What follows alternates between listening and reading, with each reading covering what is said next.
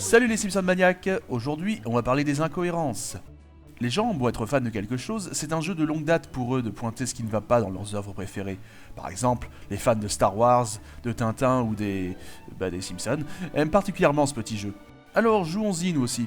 Je précise, je parlerai plutôt des erreurs scénaristiques et non de ce qui est purement visuel, du genre ça ou des divers faux raccords. Car même en restant juste sur ce qui est scénaristique, des incohérences sur les Simpsons, bon sang qu'il y en a eu. Cela dit, parfois, certains appellent incohérence des choses assez discutables. Ils peuvent avoir raison dans l'absolu, mais souvent, c'est surtout une question de sémantique. Je veux dire, les Simpsons, c'est du stand-alone, à savoir qu'on peut généralement voir les épisodes indépendamment les uns des autres. Et les quelques événements qui placent une certaine chronologie, le végétarisme de Lisa, le divorce des parents de Milouz, le mariage d'Apu, la mort de Maud, etc., sont rares.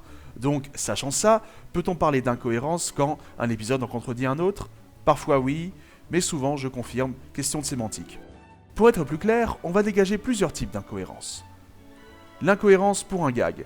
Les Simpsons vivent dans une réalité élastique. Si pour rendre une scène plus drôle, il faut faire un gag qui contredit un peu la logique, ça peut valoir le coup.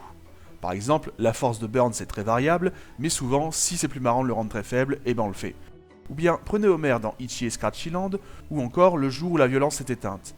Il peut sortir des grosses sommes d'argent sans problème alors que la famille est généralement dans la dèche. Ou encore pour des gags, la nationalité originale de mots change plusieurs fois, des fois italien, des fois arabe, des fois hollandais. C'est ce qui s'appelle brasser large question ethnie. Deuxième cas de figure, les incohérences assumées. Les scénaristes des fois peuvent zapper des petits détails, mais ce serait gros de penser qu'ils ignorent totalement le passé d'Homer et Marge et leur adolescence dans les années 70. Du coup, dans les années 90, on revisite totalement leur passé et il est évident que Matt Selman était conscient du grand coup de balai qu'il donnait pour effacer des bons épisodes pour en faire un mauvais. Naturellement, Homer et Marge ados en 74, ça marchait au début de la série et quelques années ensuite. Mais depuis déjà un moment, ça ne marche plus. Ils auraient la cinquantaine bien tassée dans ce cas, voire même 60 ans aujourd'hui. Alors pour info, les scénaristes avaient hésité dans Il était une fois Homer et Marge à dater leur rencontre. Mais à l'époque, ils étaient loin de penser que la série durait aussi longtemps, donc ça allait. Durant un temps, c'est devenu les années 70 de manière plus globale et non plus 1974, ça permettait de grappiller quelques années. Et puis à un moment donné, ça finissait par plus fonctionner, du coup ils en ont fait un gag dans Ma plus belle histoire d'amour c'est toi. J'avais 10 ans, dans les années 60 ou 50 ou au début des années 70. Troisième cas de figure, les incohérences chipotage. Dans cette catégorie, on peut mettre ce qui est disposition des pièces de la maison. Il y a beau avoir un plan depuis un moment, ça rejoint un peu la situation numéro 1. Si pour un gag ou pour faciliter une situation, il faut changer un peu la disposition, eh bien on le fait. Enfin, c'est léger comme incohérence. Ou encore les passages où on voit le proviseur Skinner enfant, alors qu'en réalité, on ne parle pas du même Seymour Skinner en théorie. Après, si on avait insisté sur le fait qu'il était Armin Tamzarian, ça aurait pu rejoindre une catégorie dont je vais parler d'ici peu. Mais l'épisode était tellement gratuit, on n'y fera quasiment pas référence dans le futur, j'estime que c'est chipoté d'en parler. Ou bien Smithers qui d'ordinaire a une petite quarantaine, soudainement il aurait 11-12 ans de moins qu'Homer dans La vieille peur d'Homer. Mais le reste de l'intrigue se tient bien et dans les saisons ultérieures, il revient à son âge habituel. Donc pareil, c'est un dysfonctionnement très ponctuel, c'est du chipotage. Par contre, ça nous amène au quatrième cas de figure, les incohérences sur les âges. Nous voici au gros morceau. Alors oui ça, les âges, chez les fans, c'est un débat éternel.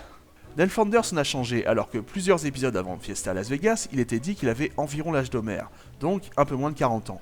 Ses enfants, c'est déjà plus nébuleux. Todd est cité comme ayant 10 ans dans Minigolf Maxi Beauf, alors qu'il est censé avoir 2 ans de moins que Rod, comme ils le disent dans Abba la Babysitter, et puis il est plus petit. Rod qui a pourtant bien 10 ans. Pourtant, le premier mot de Lisa se passe 8 ans avant, et on a Rod et Todd présents, comme s'ils avaient le même âge. Et encore, Rod sait lire, donc à 2 ans, même précoce... enfin bref, c'est difficile de s'y retrouver dans tout ça. Ou Kearney encore, un temps, il n'a pas les 21 ans requis aux USA pour acheter de la bière, et un autre temps, dans le vrai faux héros, il se souvient du bicentenaire de l'indépendance des USA qui se passait 20 ans avant, sans parler du fait qu'il est un gamin. Burns aussi en a changé, bien qu'on puisse estimer que les 81 ans qu'il donne dans Simpson et Dalila soient un mensonge. Ensuite, il a toujours eu 104 ans, donc là je crois qu'on peut le dire, ok, il a bien 104 ans, allez. Et depuis quelques années, quand ils montrent des flashbacks, ils aiment bien faire des situations où les personnages ont tous le même âge. Dans la saison 15, plein de futurs gros de Springfield sont au même camp de régime, même si d'autres épisodes établissent qu'ils n'ont pas nécessairement le même âge. Donc oui, les âges des personnages, c'est un bazar monstre. Donc oui, imaginez comme c'est pénible dans un quiz de voir une question sur l'âge d'un personnage quand celui-ci en a changé, surtout quand les réponses proposées donnent les différents âges. En tout cas, pour cette quatrième catégorie, certains de ces exemples placent la barre vraiment haute. Et ça nous mène à les incohérences sur une situation établie. Parmi les quelques épisodes qui peuvent placer une chronologie, certains se contredisent. On pourrait mettre les années 90 aussi dans cette catégorie, bien que là, comme je l'ai dit, c'est totalement assumé. On pourrait mettre aussi le cas des enfants Flanders. Mais prenons le personnage du père de Nelson. Il change très fréquemment de design, de caractère et de backstory. La manière dont Homer apprend la grossesse de Marge pour Bart et Lisa n'est pas la même dans Vive les mariés et le premier mot de Lisa que dans Et avec Maggie ça fait 3. Plus récemment, dans Walking Big and Tall, on voit Springfield plus jeune. Or, vous remarquerez que Krusty est présent avec son père alors que Bart les a réconciliés des années après, et que Manjula est présente. Là, question et cohérence, la barre est proche du plafond. Tout de même, ça reste d'un épisode sur l'autre. On peut estimer qu'il y a oubli, et on peut se souvenir, comme je l'ai dit, que la série c'est du standalone. En revanche, il y a le big boss de cette vidéo, les incohérences franches. Et par franches, je veux dire qu'ils sont internes à un épisode. Au début de l'épisode, on établit quelque chose, plus tard dans le même épisode, ça change. Là, oui, ça colle vraiment pas. Et avec Maggie, ça fait 3. On voit un cadre de Maggie, alors que Marge n'a pas encore accouché d'elle. Vous pouvez dire ce que vous voulez, non, ça colle pas. La petite amie de Bart fait une blague à Willy, c'est un coup monté par Skinner pour qu'il soit puni. Mais, allons-y dans l'ordre, Skinner a, un dimanche, organisé une fausse célébration à l'école, en prévision qu'un élève pourrait peut-être passer devant et peut-être y mettre le trouble pour pouvoir ensuite le punir, sans en avoir le droit un dimanche, mais ça encore... Non, désolé, ça marche pas, c'est vraiment trop hasardeux pour que ça ait du sens. Dans le Papa Flingueur, Homer râle pendant des heures parce qu'il a pas eu son flingue, au point que Marge le vire de la chambre. Pourtant, elle est surprise de le voir avec un flingue plus tard, et elle lui interdit à ce moment-là. Sans compter les autres épisodes où Homer a une arme sans souci, mais ça c'est arrangé dans la catégorie 5. Dans La foi d'Homer, il y a un tirage au sort pour le billet d'un spectateur, et on tombe sur sa tribune, sa rangée, sa place, et il perd. Certes, il se rend compte que son billet est en fait valable pour l'événement du lendemain, mais on a bien tiré sa tribune, sa rangée et sa place. Si c'était pas le bon stade, ça collerait, encore qu'on voit pas comment il serait entré, mais là, non. Mobile Homer, dans la voiture au début de l'épisode, Bart ne sait pas comment Homer a échappé à la sortie en voiture. Pourtant, quelques instants plus tard, il dit à Lisa d'ouvrir l'enveloppe où il a prévu qu'Homer serait blessé en rangeant le garage. Ça colle pas. Bon, des exemples, il y en a des tonnes d'autres, mais si je vous les donnais tous, il me faudrait des mois pour faire cette vidéo, et elle durait 3 heures, alors vous pouvez en donner d'autres dans les commentaires, quant à moi, je vais peut-être passer à la conclusion. En près de 30 ans, 600 épisodes et une foule de scénaristes, c'est logique que certains détails se contredisent. De toute manière, chercher les erreurs d'une série, quelle qu'elle soit, c'est très loin d'être d'une importance capitale, on est d'accord. Mais bon, dans une certaine mesure, je comprends que ça peut être assez marrant à relever, voire flatteur pour un fan de se dire qu'il a réussi à repérer une erreur qui a échappé au staff.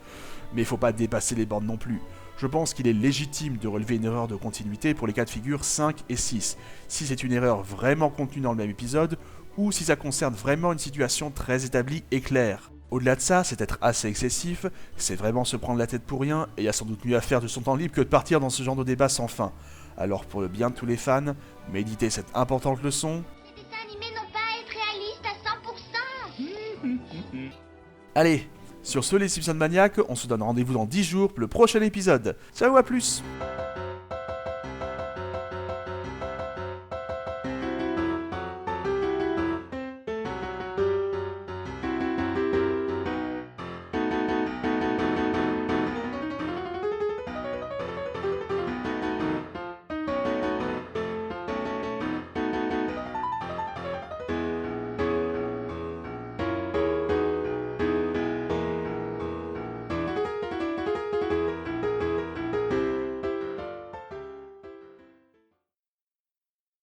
Merci d'être resté jusqu'au bout.